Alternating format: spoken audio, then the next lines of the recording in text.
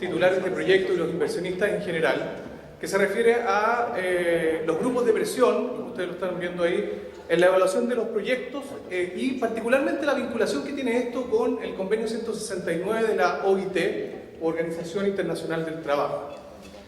Antes de pasar a la materia que nos convoca, yo quiero contarles un poco quién es Sociedad Legal Consultoría de Abogados. Es una compañía que nace el año 2007 en Viña del Mar. Básicamente está compuesta por una serie de profesionales multidisciplinarios que nos dedicamos básicamente al tema de gestión de crisis, a tratar de realizar levantamientos de información y con ello tratar de evitar que efectivamente se provoquen estos conflictos entre titulares y comunidades.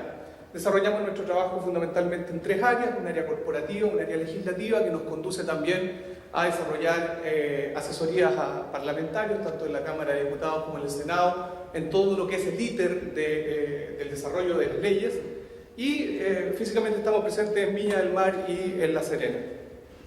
Ahora, yo quiero partir esta ponencia, digamos, básicamente haciendo la siguiente pregunta: ¿por qué hoy día se judicializan los proyectos en Chile? ¿O por qué hoy día, digamos, en general tenemos una excesiva, a mi juicio, judicialización de proyectos? Y básicamente uno puede encontrar diversas causas, diversos motivos, pero las principales que a mi juicio, digamos, se pueden encontrar son las siguientes. Primero, el interés particular, el interés personal que puede existir detrás de las peticiones ciudadanas. Y ello nos lleva necesariamente a identificar a los stakeholders, es decir, a aquellas personas que de alguna manera tienen un cierto poder o tienen una cierta opinión respecto de su grupo, respecto de su entorno humano, de su entorno comunitario, y que de alguna manera hacen fuerza muchas veces para poder hacer, en buen chileno, una especie de gallito, ya con el titular objeto de obtener algún beneficio personal o algún beneficio comunitario. Por otro lado, de alguna manera hemos visto también que existen falencias en la presentación de proyectos. Perdón, hay un pequeño inconveniente. Existen ciertas falencias en la presentación de proyectos. Y esto muchas veces es un mea culpa que se hace también a los consultores y también a los titulares de proyectos, en virtud de los cuales presentan proyectos con falencias o con problemas que dejan abiertas etapas de judicialización más tarde. Otra de las causas que de alguna forma uno puede encontrar es la responsabilidad también que hoy día tiene el Poder Judicial. Algunos autores, algunos catedráticos han llamado esto el activismo judicial, es decir, la forma en que los jueces hoy en día, fundamentalmente en Cortes de Apelación y Corte Suprema, han estado fallando ciertas y determinadas materias que competen no tan solo a proyectos de energía, sino que también a proyectos mineros o a grandes proyectos que de alguna forma implican un alto impacto no tan solo en la ciudadanía, sino que también en términos del desarrollo. Por tanto, este activismo judicial que implica básicamente que los jueces ya no resuelvan una cuestión en derecho, sino que también resuelvan una cuestión en virtud de convicciones personales. Y eso, a mi juicio, ha llevado a que efectivamente nos encontremos frente a un excesivo gobierno de los jueces, como le han llamado algunos.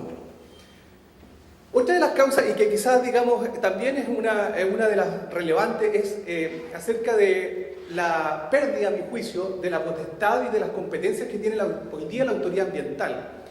Por ejemplo, y quienes son titulares entenderán aquello: quien tiene una RCA, una resolución de calificación ambiental aprobatoria, no tiene la certeza de poder construir su proyecto, porque muchas veces ese proyecto o esa RCA puede ser judicializada y en consecuencia puede cambiar, digamos, de rumbo, de lo técnico pasar a lo judicial, y en consecuencia puede que un proyecto efectivamente se caiga. Entonces, a mi juicio, eso podemos encontrarlo en virtud de una falta de competencia o falta de autoritas o autoridad que pueda tener hoy día la autoridad ambiental, fundamentalmente el Servicio de Evaluación Ambiental y los órganos con competencia ambiental que se tienen que pronunciar en el proyecto. Y por último, lo que nos convoca, digamos, en esta presentación, que es el empoderamiento ciudadano, los grupos de presión, la exigencia de derechos, como ustedes quieran llamarlo. Yo lo he denominado empoderamiento ciudadano porque esto viene prácticamente de hace unos, yo diría, 5 o 6 años hacia atrás, en donde la gente se ha sentido con un derecho excesivo, olvidando cuáles son sus obligaciones muchas veces. Y esto fundamentalmente tiene un componente muy importante, muy interesante desde el punto de vista sociológico, que se refiere a la credibilidad social. Y hay distintas encuestas de distintos centros de estudio. Yo bueno, ahí les presento algunos de las manifestaciones que uno, viviendo acá en Chile, pudo haberse dado cuenta. El no a Castilla, la termoeléctrica en la región de Atacama, el no a Hidro Aysén en el extremo sur de Chile, la situación contraria a Alto Maipo. Entonces, efectivamente, hoy día el componente sociológico en Chile es la credibilidad social. Y ello ha llevado efectivamente a este empoderamiento ciudadano. Yo les traje algunos datos simplemente para compartir con ustedes. Fíjense ustedes en términos de confianza personal. En el año 1980 existía un 10% de confianza interpersonal, es decir, a la persona que yo le tengo al lado, el 10% le creía. Ya en el año 2015 básicamente no cambia la estructura, el 13% le cree a la persona que tiene al lado. Confianza interpersonal. Fíjense ustedes lo que pasa en las instituciones políticas. La gente hoy día le cree un 17% a la Cámara de Diputados y a los partidos políticos un 10%, después de todos los sucesos que han ocurrido. Y si esto lo extrapolamos al ámbito económico, fíjense ustedes que los porcentajes de credibilidad a las organizaciones económicas y en consecuencia a los empresarios y por tanto a los titulares del proyecto tampoco es muy distinta. Veamos, fíjense ustedes, a los empresarios hoy día la gente encuestada, digamos, con estos datos que nos entregó el Centro de Estudio de Realidad Contemporánea, CER, le cree el 15% a las organizaciones empresariales. Bueno, obviamente a las ISAPRES, a AFP, que son organizaciones de otro tipo, pero que finalmente nos entrega el punto de que el 61% no le cree a las organizaciones empresariales. Y ahí ya tenemos un problema fundamental de por qué efectivamente la gente comienza a empoderarse, por qué la gente comienza a salir a las calles, a frenar proyectos, porque efectivamente se siente que no cree y que no es tomada en consideración. Pues bien, junto con lo anterior, yo creo que es necesario ponerse desde el punto de vista del titular del proyecto, del inversionista. Y frente a esto, nosotros pensamos que una visión del titular, digamos, del empresario frente a esto, es necesariamente tener una mirada horizontal respecto al problema. Antes quizás la mirada era una mirada vertical, es decir, estaba el titular, cumplía con las reglas del juego e, entre comillas, imponía su proyecto. Hoy día, lo que nosotros proponemos fundamentalmente en nuestras distintas asesorías es tener una mirada horizontal respecto de la relación con las comunidades. Trabajo mancomunado con la sociedad, con la gente, con el grupo, transformar la responsabilidad social empresarial en una verdadera mimetización social, lo que no significa que el proyecto cambie su objetivo principal, es decir, que deje de ser un proyecto económico. Se trata de que efectivamente se incorpore la realidad social al proyecto. Básicamente a través de tres vías. Un contacto directo, es decir, incorporando a la comunidad no tan solo las participaciones ciudadanas propias de los estudios de impacto ambiental, sino que incorporándolo como verdadero partner al proyecto.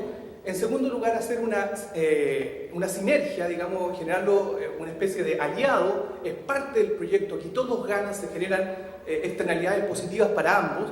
Y por último, hay beneficios cualitativos y cuantitativos que se van a generar a lo largo del proyecto. Esto, mirado desde el punto de vista internacional, ya que Chile se ha estado incorporando, digamos, a diversas organizaciones internacionales, pero quizás la más importante y fundamental es la OCDE, que básicamente nos hizo modificar toda nuestra estructura ambiental, incorporando tribunales ambientales, incorporando una serie de elementos que antes no existían, es el convenio 169 de la OIT. Y respecto a esto yo quiero hacer tres comentarios particulares. Uno de ellos es la naturaleza jurídica de este convenio. Algunos pensaban que esto no era un tratado, sino que simplemente era una mera recomendación de la Organización Internacional del Trabajo. Y por lo tanto lo consideraban como algo superfluo, no importante ni relevante. Ello trajo consigo muchas judicializaciones del proyecto, producto de que habían muchas organizaciones con carácter indígena que no se les consultaba ni participaban dentro de los procesos de estudios de impacto ambiental. Por lo tanto, lo que vino a hacer la institucionalidad chilena desde el punto de vista judicial y también desde el punto de vista legislativo es a otorgarle a este convenio el carácter de tratado internacional. Quizás, digamos, es parte de otra ponencia, pero decir que hoy día este tratado tiene aparentemente el carácter de tratado de derechos humanos. Por lo tanto, sería un tratado supraconstitucional, estaría por sobre la Constitución, lo que es tremendamente importante a la hora de aplicarlo. El ámbito de aplicación. ¿Dónde se va a aplicar el convenio 169? Fundamentalmente los procedimientos ambientales que utilicen estudios de impacto ambiental. Ya vamos a ver en las conclusiones algunas recomendaciones que me gustaría compartir con ustedes, en que si bien legalmente es necesario aplicar el convenio 169 en los estudios, vamos a ver más tarde que cuando exista un ápice de interés indígena va a ser necesario aplicar este convenio y los procedimientos que ello conlleva.